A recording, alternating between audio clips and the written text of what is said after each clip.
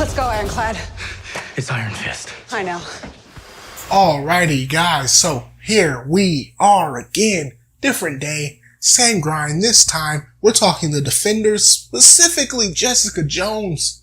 What I liked about her, what I disliked about her, and what they should do with her moving into the future. So with that being said, let's jump right in. Now, starting with the positives. Jessica Jones was the comedic core of this series. Everything she did was comedic gold. Every interaction she had was a laughable moment. Everything. Her banter back and forth with Daredevil or Iron Fist. Her banter with the villains in the final scene before the final fight or whatever. She was that person. You would think it would have been Iron Fist, but no. Jessica Jones, she was the one. She was so funny in this series. Another thing, and I feel like she kind of got the short straw on this one. I wish the writers would have thought about this. She had the most balanced personality in the group. She was the most focused out of the whole group. And she was less emotionally attached than the whole group. So I feel like she should have been the leader of the group. She should have led them to victory. Instead, we have Daredevil being the de facto leader for reasons unknown. I guess because he was chosen by Stick. I don't understand. Daredevil had an emotional tie to the hand, an emotional tie in this battle. Luke Cage, it's not in his personality to be the leader. Iron Fist, it's not in his personality either, unfortunately. But Jessica Jones, she's very smart, she's rational, and for the most part, she thinks things through. This battle, this series, was her time to shine, I feel like, as a leader. And they did give her some moments where they showed her high IQ. For example, when she figured out that her lawyer was Daredevil, that was a good moment. I mean, they kind of hand-fed it to her with all the stuff he was doing, but still, she figured it out before anybody else.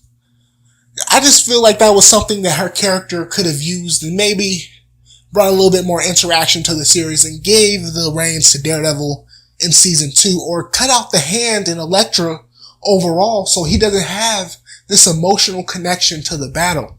Cause that's what a lot of the focus went to with his character. Moving on, and this is jumping into the negatives. So, if you're a Jessica Jones fan, please forgive me. As she mentioned multiple times, she is not a trained fighter or martial artist. She does not know Kung Fu. Yet, when she goes up against multiple hand henchmen, she nearly walks away without any scratches at all. Even when she faced off versus the bosses, she walked away with no scratches at all. She was doing extremely well for a girl who was just struggling against a basic Army sergeant or whatever he was, a Marine, in her own series. What is his name? Simpson, I think his name was. He was putting the hands on her. She struggled in that battle. But yet she goes up against all these hand henchmen and they're not able to even slice her up. Remember, guys, she doesn't have any invulnerability. She's just strong. Extremely strong. They should have been able to dice her up. But no, she seems to be fighting him just as well as Daredevil or Iron Fist, which kind of took me out of this show and one of the reasons I highly disliked the show. But that's just something I think they should fix for next time. But we're not going to jump into that here. I talked about that a lot in my overall rant of the series. Now, moving into the future, what I like to see from Jessica Jones, I don't want them to have necessarily a main villain. And if they do have a main villain, they need to be very careful about how they do the main villain. In her first series, with the Purple Man. That dragged on way too long. Kilgrave was there for way too long. Too many interactions between the two led to a kind of anticlimactic and annoying series finale. Season 2, I'm hoping that she gets a lot of cases, right? Just individual cases. The cases don't even have to be linked to the main villain, whoever they're choosing to go with.